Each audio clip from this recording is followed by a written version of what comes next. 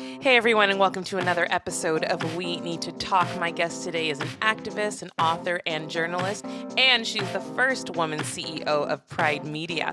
Her voice has been heard in numerous publications, including New York Times, Us Weekly, and Glamour, just to name a few. Her resume is nothing short of impressive, and her journey is even more inspiring. Diane Anderson-Minshall, thank you so much for being on the show today. Thank you for having me. I'm so excited to talk to you. Of course. And I mean it when I say that your work is nothing short of impressive. Like the career that you've carved out for yourself is really remarkable. And I could probably spend the whole podcast just reading your bio. Oh, But thank when you. you first got into journalism, what was the reason behind it? And was it something that was your original passion or something that fell into your lap? Well, it kind of a little bit of both, actually. I always, when I was very young, I thought I was going to be like, an actor or a model, and then I got too fat to. By the time I was 10, I was already too fat for that, and I had different ideas, of what I was going to do to support myself, but. I had the fortune of moving to live with my grandmother and my aunt in Idaho, and in this very small town called Payette. And I would we have like one street for Maintown back then. So I would just walk down Main Street, and I'd always loved magazines. And so I'd always loved, like, I was that kid when you go to the grocery store and your mom just plunks you in the magazine aisle and then does all their shopping. So I was always that kid to begin with. And so I loved to read. I read the Sunday paper with my dad and watched 60 Minutes and loved journalists and reporters. And then I discovered our hometown newspaper, and we had both like our hometown newspaper office, and then a few doors down was a printing press. And my stepfather was a pressman, and I was like so fascinated by printing presses. So I went in and asked if I could intern there, and I was like 13, and they were like, no, no, no, no girls allowed here. And and so then I went to the newspaper and was like, can I do anything here? I'll clean the bathrooms even. And they kind of let me hang around. And then before I knew it, they gave me a column at the local newspaper, literally when I was 13, but I would report Wow. on like school stuff and the school board meetings. And then I was hooked from then on, basically. So really, literally, it both like sort of fell into my lap, but then it became like my passion almost immediately.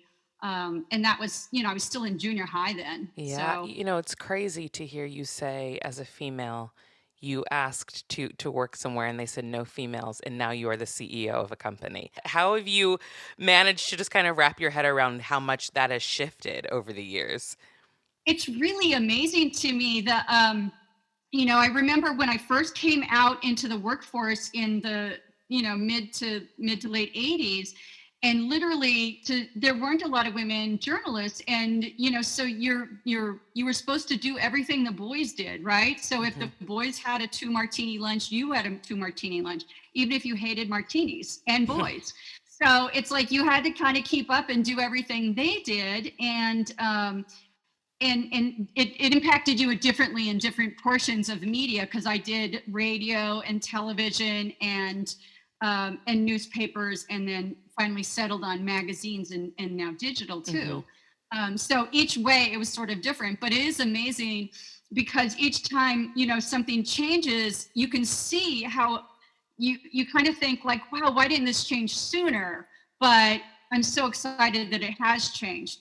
Even during the whole Me Too movement, there was stories about women who were talking about different types of harassment, and I felt a little guilty because I was like, oh wow, I put up with all those things for so long. Yeah.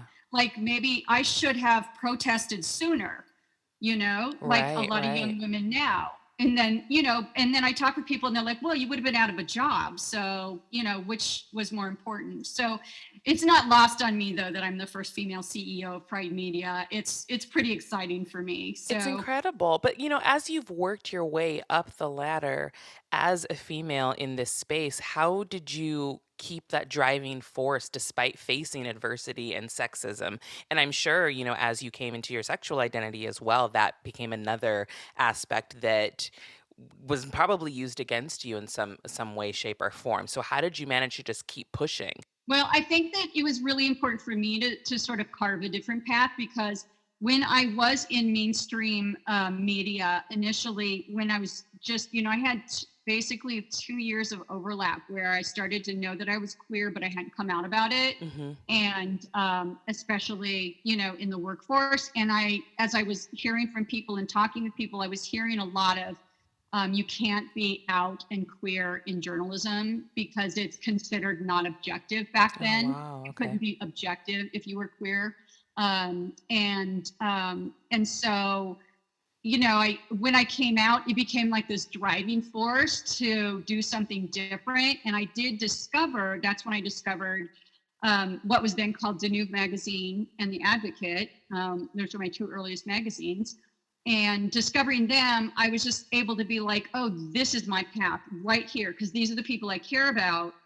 And even though neither one of those things were really paying people very much or at all, it was important for me to say, okay, so I'm going to carve my path here.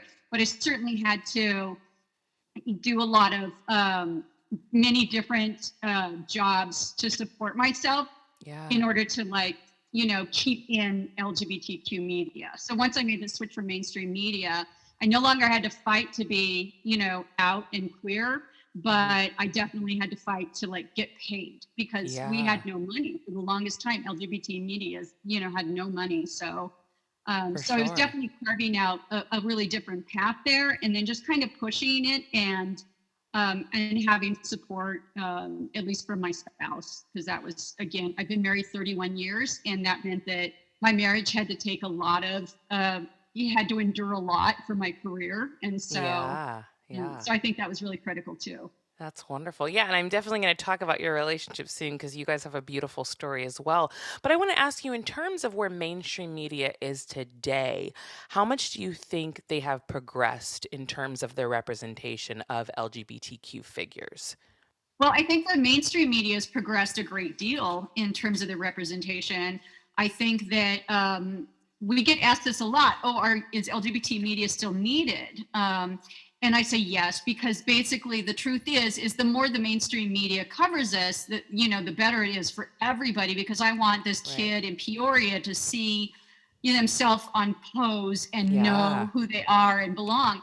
But at the same time, the mainstream media, they never will cover the depth and breadth of our lives and our stories.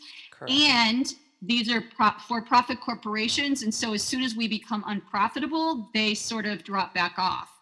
So it's sort of not lost on us during Pride Month in particular. Everybody wants to roll out their LGBTQ stories and their rainbow products and all of that. But when the month is over, all that's going to go back in the closet. And some of those same organizations that are rolling out Pride collections right now are doing sort of a rainbow washing because they also donate money to anti-LGBTQ politicians who are funding hate legislation right now. So. And I was going to bring that up because I think we see it in a lot of months, specifically for me, because I participate in a lot of Black History Month things. I see companies do that as well. And it does feel very performative and obviously capitalistic. And at the end of the day, we do know it's a business. But do you think that there are any companies that are actually authentic and genuine in their attempts to show solidarity with the LGBT community during Pride Month? Or do you think it is really just a business move as a whole? I do think there are some corporations that are actually really working hard to show solidarity. I think they're the ones that have had, corporations that have had employee resource groups very early on and have allowed those queer employee resource groups to set standards for the whole company. And act as a social responsibility measure. I don't think, we used to say, getting 100 on the HRC corporation responsibility list was what you need to show you're good. Well, now you need to go so far beyond that at this point. I do think some of the, and I wish I had remembered to think of a couple of examples, because some of the companies that are really doing this right are, they're donating money to charity, to LGBTQ causes.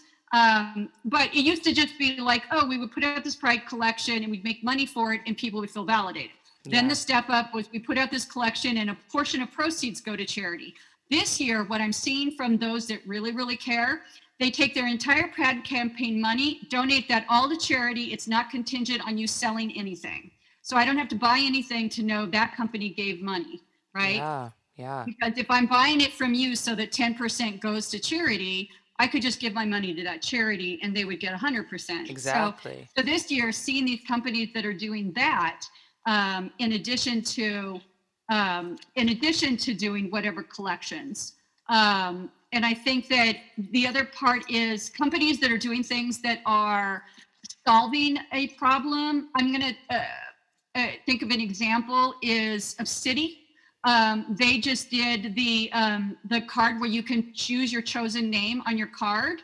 And it actually solved a problem for the transgender community, for many people, because basically, you know, they weren't ever to get their chosen name or their name on their cards because it hadn't been changed on the birth certificate. Some states won't let you change the birth certificate, or you can't afford to get a court order to change your name. So seeing a corporation like that, that's like not just thinking about marketing, because they're not going to make a lot of money off the trans market. Trust me. We have a lot of, you know, high unemployment, low resources. People who transition often lose their credit history and have to start over. So it's not about making money. That is about solving a problem, but also a corporate responsibility issue. So when when Citi says they're putting money in, I believe them because they're working on these other things. What would you like to see specifically from companies year round when it comes to supporting the LGBTQ community?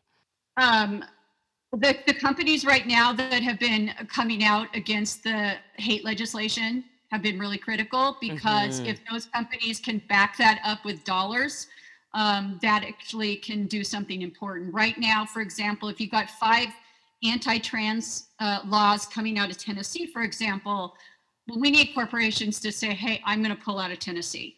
You know, my employees aren't safe there. Their children aren't safe there. Yeah. I can't reasonably do business there. That's a good business decision, but it also shows your support of the community. Right. So corporations that are doing that, that's why I want to see them show their support year round. Yeah. It's great. There's rainbow stuff. There's woohoo pride, making your logo a rainbow for the month of June. That's all very lovely.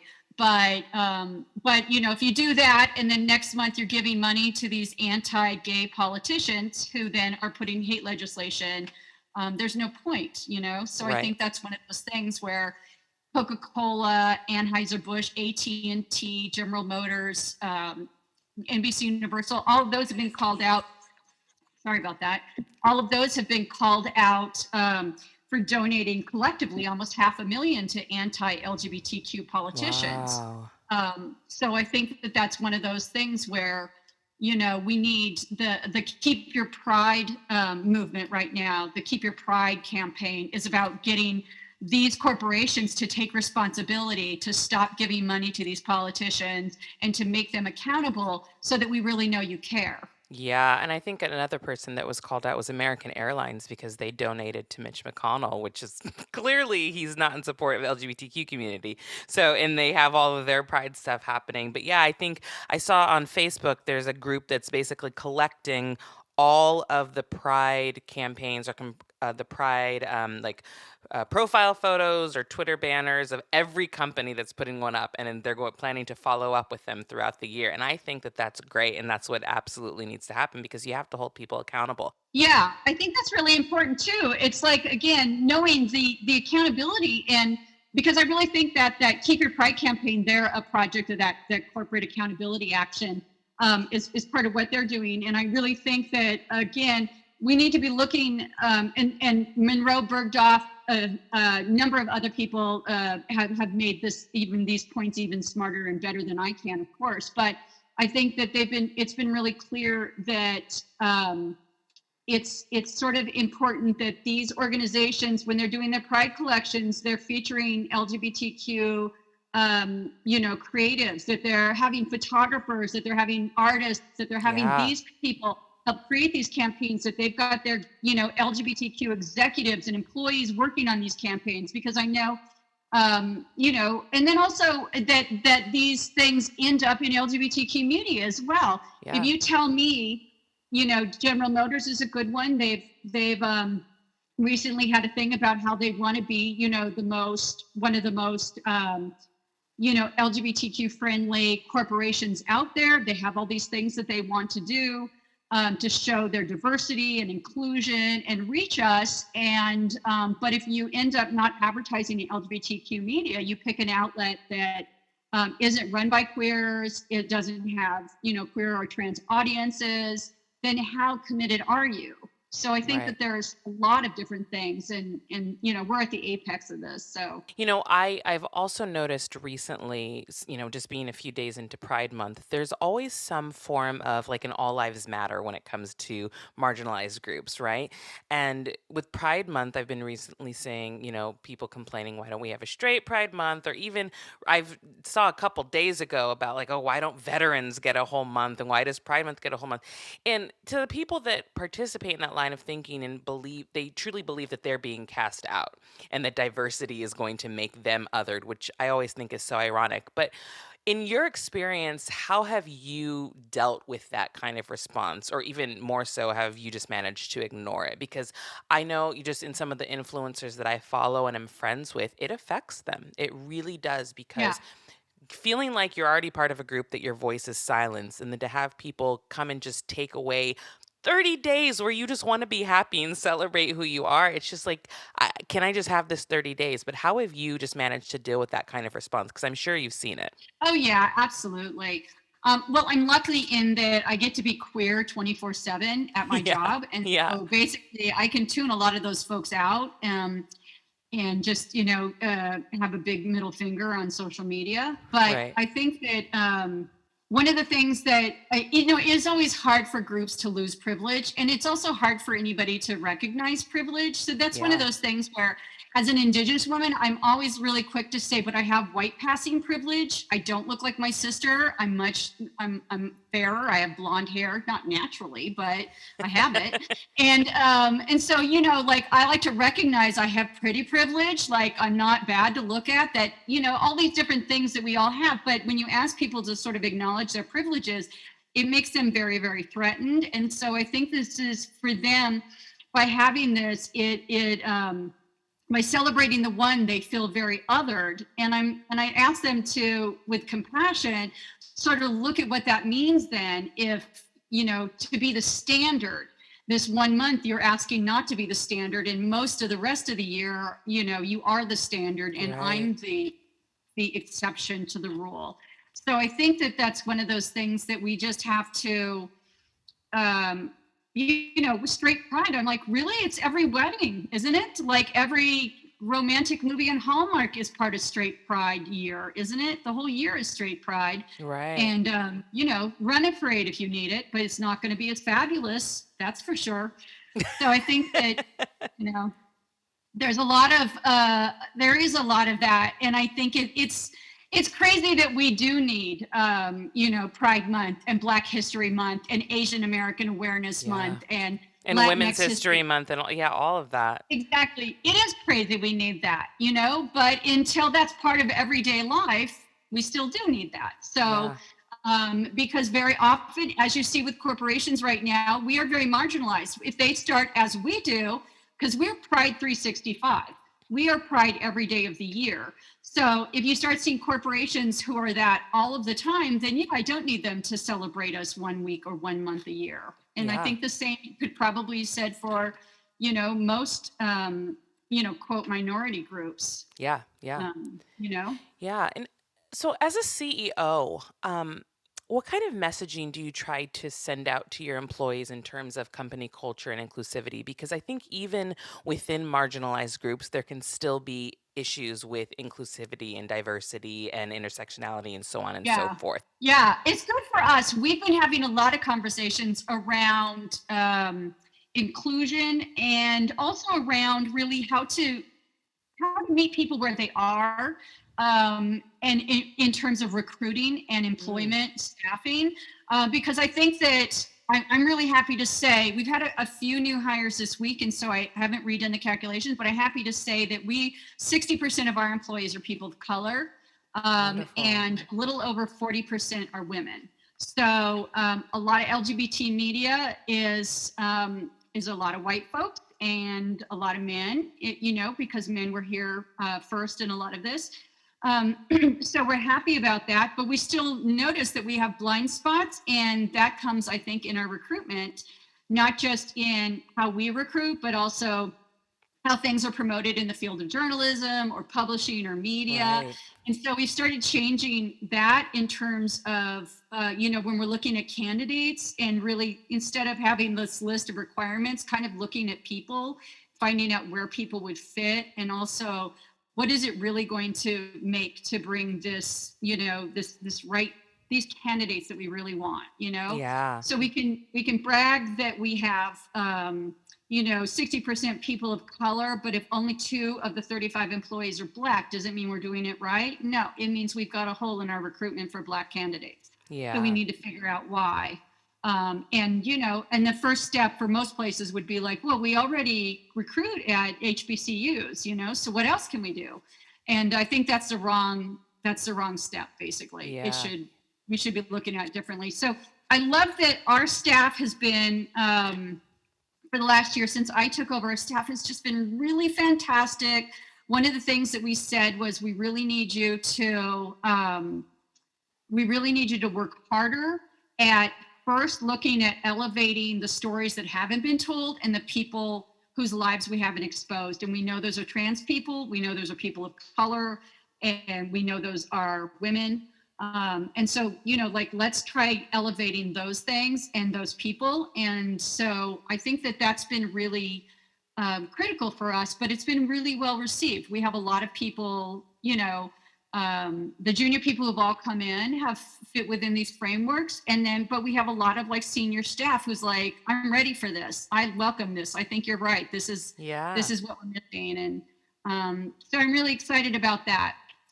Diversity and inclusion is really one of our key cornerstones at Pride Media, and something that we've really prided ourselves on, at least during my tenure here. That's So, great. And how long have you been the CEO there? um, since January 2020. So January, yeah. So what is that, a year and a half now? Yeah. Oh, that's incredible. Good for you. So, when you're looking at how culture in society is changing, what are some specific issues within the LGBTQ community that you feel haven't been addressed, whether it is in terms of social impact or even politically? Just something that you're very passionate about that you're like, hey, I don't think we're talking about this aspect of our community enough. Yeah. Intimate partner violence is probably an issue we don't talk Mm. about enough. Mm.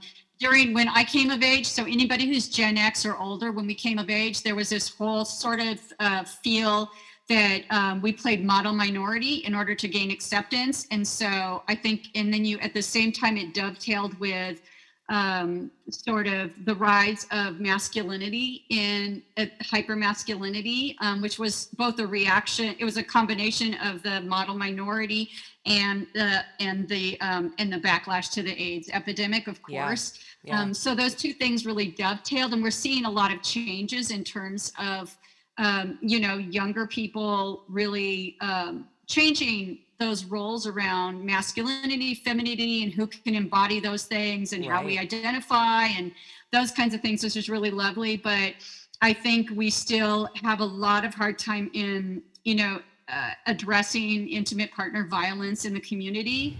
And that allows for a lot of, victimization to go unspoken. So my, my ex-wife was actually, badly attacked by her then wife, Hmm. and hospitalized for several days after an attack that could have killed her. Wow. And she was in Idaho. There's no resources for her here. So as a lesbian, there was just, she was just sort of on her own, in the middle of this, Yeah. losing everything in a divorce, but also recovering in a hospital. And, so I think her story is really emblematic of a lot of stories around the country. And we don't really talk about it because it's really icky to talk about. And because, again, my generation was sort of taught to be above, be above straight people. They'll accept us if we are Right. better than them, in the same way that a lot of, Black folks in the South were taught in the 50s, to be above.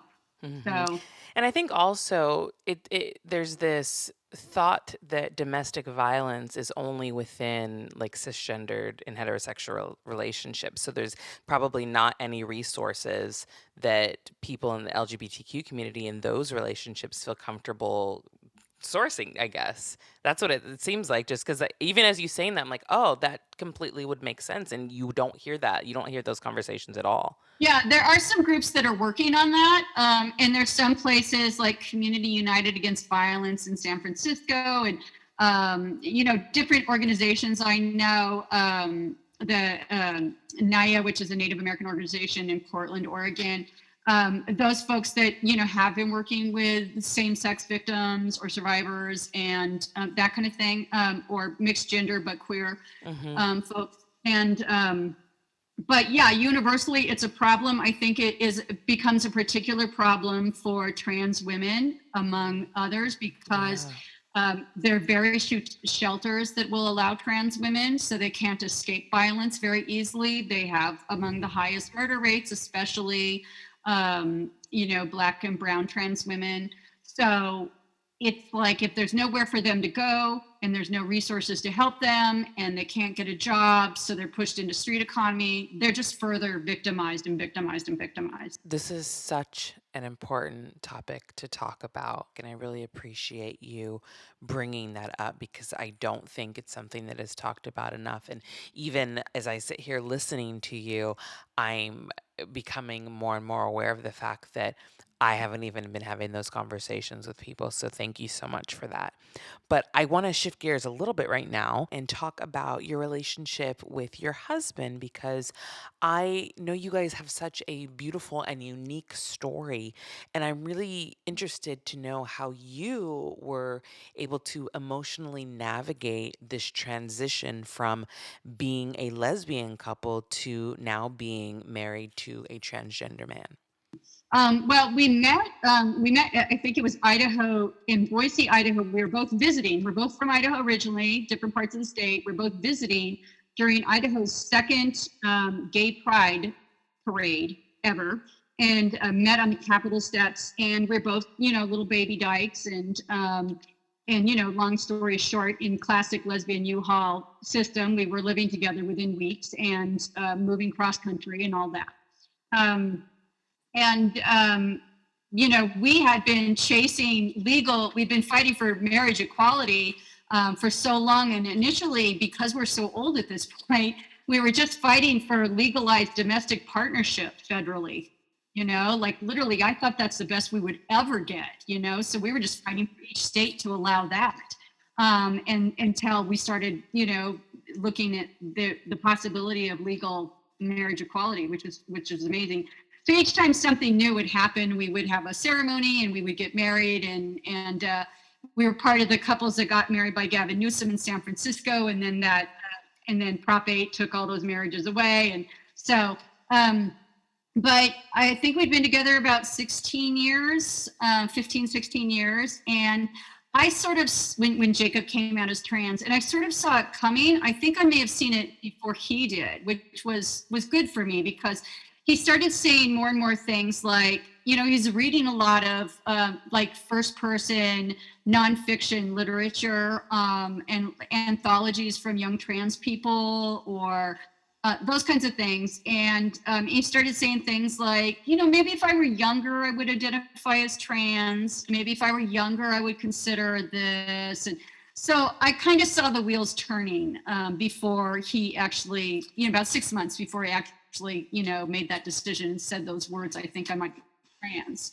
And so I was really ready for it. I was like, okay, let's get you in a therapist this week. Let's find out if this is real or just another fad. And because he had spent 15 years kind of finding himself, he was one of those seekers. And so I was like, let's make sure this is not just, a passing thing that you're thinking about, but is something real for you. And then if so, let's, embrace it and make this transition. So in the beginning, I was very much in the problem solving mode. That was really it, like let's see if this is right. And if it's right, then we'll get it right. We'll get your name fixed. We'll get the clothes fixed. We'll get the medical care, like that. So it wasn't like the emotional aspects didn't hit me right away. They hit you along the way. I remember the day that I took him to have his top surgery, and I had to take him to the surgical center and was supposed to come back, at the end of the day and pick him up. And, and I just sat out in the car crying, in the parking lot there for a couple hours. And then, so I had little moments like that. And then after he transitioned and it was living male, I had this period of time where I was like, what does this mean about me? Because I don't want to say, well, my sexual orientation isn't about my partner's identity. It's my partner's, it's mine. It doesn't have to be impacted by my partner's identity or my partner's genitals or my partner's anything. And so I was very much like, well, I've always been queer. I knew, I had been out as bisexual, and then I kind of stopped using bisexual and just started using queer and lesbian interchangeably for a long time. And then one thing that did happen, because at the time I was the editor-in-chief of Curve magazine, which was the largest lesbian magazine in the world at the time. And then at the same time, Jacob and I were finishing a trilogy of mystery novels together. So we went to each of our publishers. We went to our book publisher and said, should we stay closeted? Should we use his dead name? Should we, just put this under Diane's name? Like, what do we do? And then we went to my publisher at Curve, which is where we were most concerned about, and just said, should we stay closeted? Because, are you going to fire Diane? Like, are you going to fire me?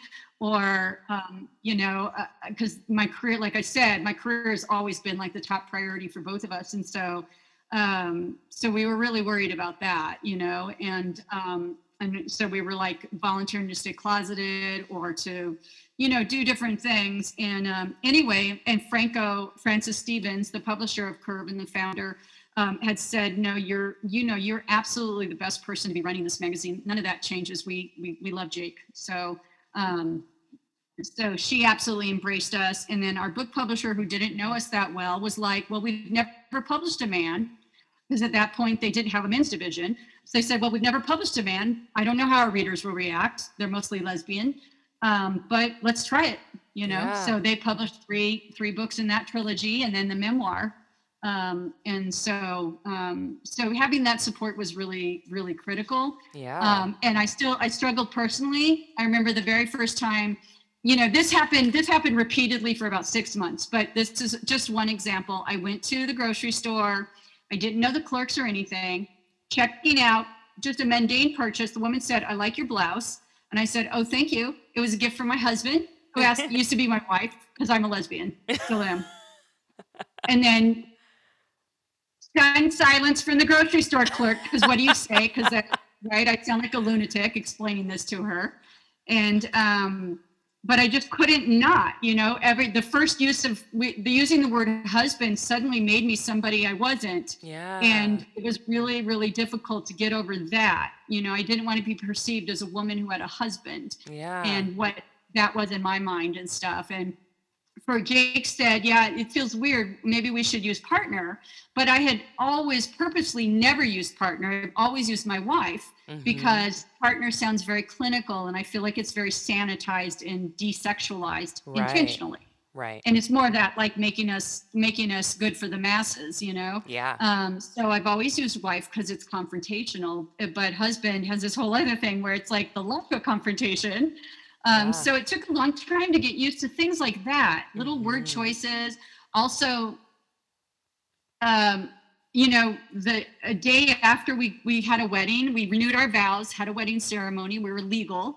And I had to make calls, and I always have been the one to do our bills. And so I've always called like his creditors and said, I need to talk about this bill or make arrangements or whatever. And I would say, back then I would say, I'm her wife.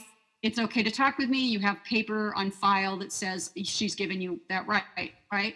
Because we always had to have that, right? You always had to have something on file that authorized them.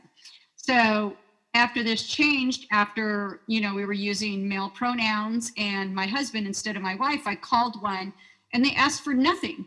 They asked for no qualifying things at Wow. all.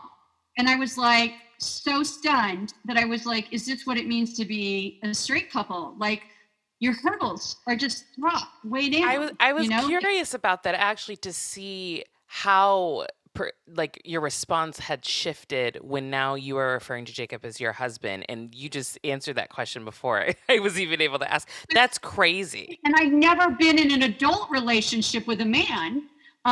So, I had been married to a woman before, and Jake and I were married when we were like 21 or 22. So it's like it was just stunning to me when these things would happen. And I would think, oh my God, I had no idea we were missing all these rights because I just didn't know. And then they start, coming to me in these different ways. And so that's really stunning. So it's weird, the shift in those little things. People think that trans men get a lot of privileges, and there's some privileges they get, but there's a lot they don't. Again, the unemployment rate is so high, the average trans person makes 15,000. But also and then I think a lot of trans men are perceived as gay men in the public, and so their safety issues remain kind of tied to a lot of queerness in a lot of different ways. But the way that men talk with them is different suddenly. It's different, for sure. And the way that women speak to them is different. And so it's this weird thing where suddenly, suddenly at a restaurant, people would take the bill to him, even though it was my card.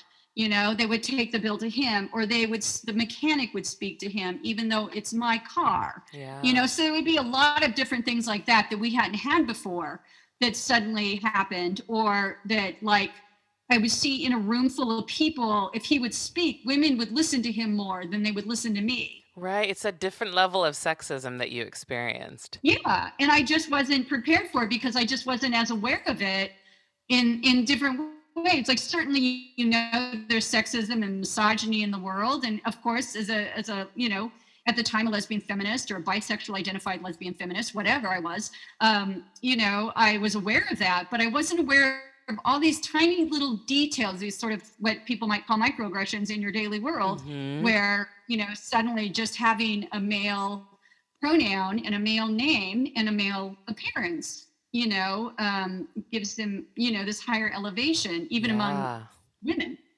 Yeah. And is your husband white as well? Yes, he is. So then even adding that factor to it, becoming a white male, in society, that you're at the top of the hierarchy, basically. So there is that level of privilege that is acquired. That's wild. So it's weird. And, at the same time, though, I have this, we definitely see how, then when you're with other men, his transness will come out, and that will then be, the totem pole lowers, so there'll be different things like that, or I notice, like with his family, we have different things with family members, and how they perceive him and stuff. And so I know, like, we've been caretaking his mother, who has been dealing with Alzheimer's this year.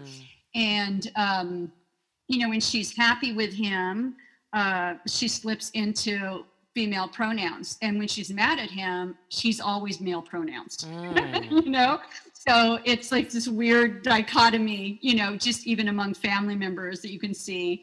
Not, so many of our friends only know him as Jacob, and so that's never been an issue. But right. But yeah, it's funny. Just in hearing your story, though, it's beautiful because it seems like there was never a point or time for you where you thought you weren't going to be able to do this because you loved Jacob for who he was and you've been with him for so long. Yeah. I mean, we did talk about the sex thing. We did talk about like what happens. I had, ironically, we were in San Francisco at the time, and a lot of the folks that I was working with, some of the younger women, they were, part of a group of like queer and trans kids at Mills College. And so there were a lot of trans men coming out then who were gay identified. And so those young women kept telling me, he's going to be gay. He's going to be gay. I'm sorry to tell you, he's going to be gay, and that's going to be your thing. And then at the same time, his mom was like, his mom and sister were like, oh, Diane's going to leave you because she's a lesbian, So we had a lot of external people telling us we were going to break up or that was going to happen. And so we definitely had that talk and just decided, okay, well, if you need to have sex with men, we'll work that out. Or if I need to go have sex with women, we'll work that out, and we'll just see how we can handle that kind of thing if that's what happens, Yeah. And I think that helped bridge a gap because I do love the person that he is, and I did think that person was a beautiful woman with blonde, blue-eyed, and tall. But that person is also just an incredibly attractive man, and more importantly, just my co-pilot. I have half a brain without him. So neither one of us thought about leaving. I love that. So before we wrap up, in your long career, is there any story that you have published or been a part of that moved you the most? Oh my gosh, there is just so many. I'm not really sure that I can think of like one story, because there have been just so many that have moved me and changed me. Every story, so many of them changed me, in different ways. And I'll tell you a couple of things. I did a story very early on about lesbian and bisexual women in prison who were there for murder, and I interviewed a few, and what it gave me some empathy about people who were in the criminal justice system, something that being from Idaho had definitely had, there's a bit of, a perception here about law and order. And they changed sort of how I looked at women in incarceration in particular, and different ways in which our backgrounds can play into our criminality, and which was important for me because my aunt was a sex worker and had gone to prison, and there were a lot of trauma and abuse in my mother's family, and so helped me understand a little bit about my family background, as well as really looking at more nuanced at different stories. And this was a very, very long time ago. So I still like looking at stories around true crime, not just for that, not for the trauma porn that we get on TV, because that is, unrelenting and difficult to watch, but more of, I'm really more interested in the why behind this and how can we stop that from the future, because very often it starts with how children are treated and goes from there. And so how can we prevent the next Bruce MacArthur, or how can we prevent the next, crime? And then one thing I did very early, I did this youth anthology. I started when I was literally a youth, but we finally got it published when I was 24, I think. And it was an anthology of writing by LGBTQ plus and questioning youth, and from across the country. And this is back before we had a lot of the internet. We were like putting, messages. I think we got AOL towards the end of it, but we were like typewritten manuscripts, or we'd get handwritten things from 8th graders and stuff like that. Gina DeVries and I co-edited this anthology, and it was kind of amazing the number of people in it who basically went on to become artists later on, or performers. So it's like Scott Turner Schofield, who I think won a daytime Emmy for his acting, trans man now, and just very, very smart guy. I think Justin Tranter was in it, is very well-known performer. Yeah. I think that for me, what was wonderful about that I've been able to take with me through my career, I love seeing people at the beginning of, when they're originated who they are and their identity, and thinking about their lives and their careers and their families and who they want to be. And I love helping at the beginning of that so that they could later become who it is they want to be. And so that's something that's been really important for me from beginning to end, is just like mentoring other people in this field and in this world, to just be happy, healthy, queer and trans folk. Well, Diane, thank you so much for lending your voice and for sitting down with me for a little bit and for all of your hard work. Can you let everyone know where they can find you or just keep up with some of the work that you're doing? Oh, absolutely. Well, a lot of our work can be found at out.com, advocate.com, pride.com, Out Traveler, and Plus. And my Instagram is Quirky Girls. My Twitter is Delicious Diane, although I don't tweet very much, honestly. And my full name on Facebook, and I think pridemedia.com is our main site for the company. You can see all of our brands there and explore from there. Wonderful. And thank you so much for having me here. I really appreciate it. Of course, absolutely. And to the listeners, make sure you subscribe to We Need to Talk, and we'll talk to you again real soon. Bye.